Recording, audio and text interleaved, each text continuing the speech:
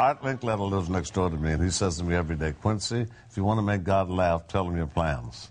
You know, and you just have to let go, aim carefully, the diversity or whatever, you know, and aim carefully and really let go. You have to let God get in that room. I always say of a sign that says, leave some space for God to walk through the room. Exactly and right. It really happened. It was divine guidance, this trip, Larry. It was absolute divine guidance. And I'll tell you what was happening the most was to see the enthusiasm on so many of the people's faces there, because they, of course, 25 years ago, they weren't old enough, or some of them weren't even here around to be in this. So the enthusiasm of having the next generation wanting to be a part of this was just mind-blowing. So, Lionel, none of the people in this one were in the last one, right? That's exactly right. What we wanted to do was pass the baton on to the next generation and empower them.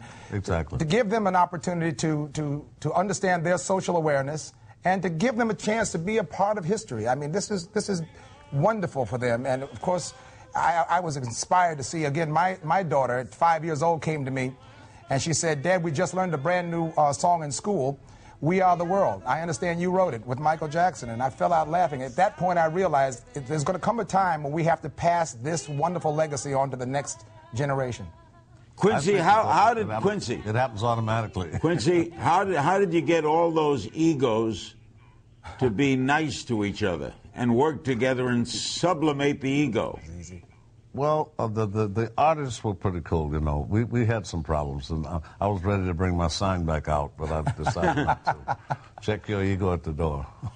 No, you know it was, though. I think once they all got in the room and realized that it's really not about us, as we said in the first one, it's not about us, it's about the people.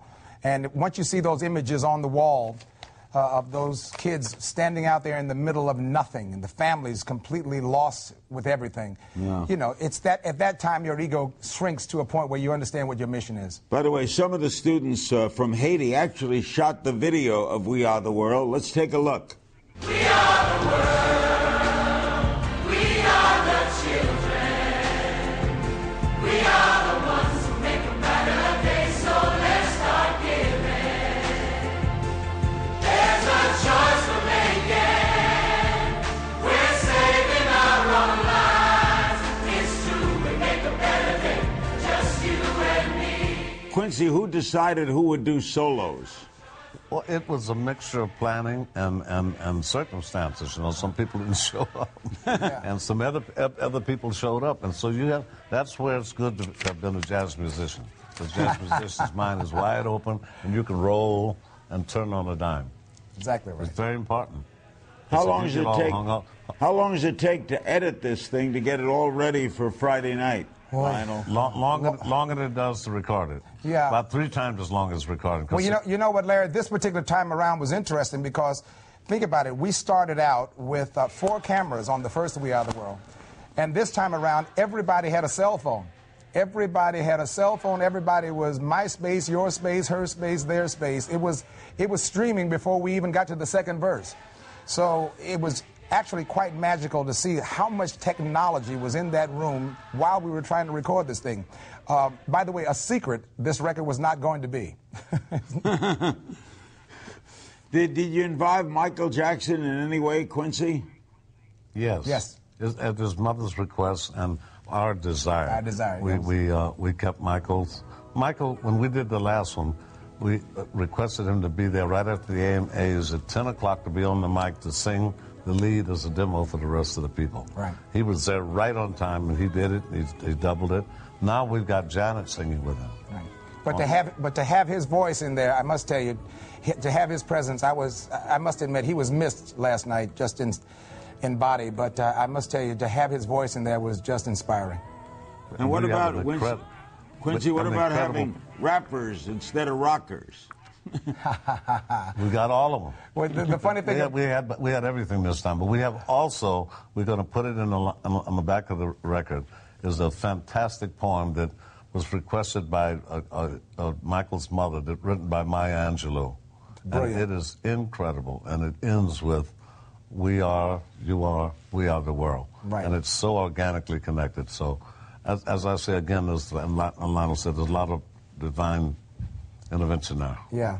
Lionel, there were 88 people involved in this. I understand there were half of that some years ago.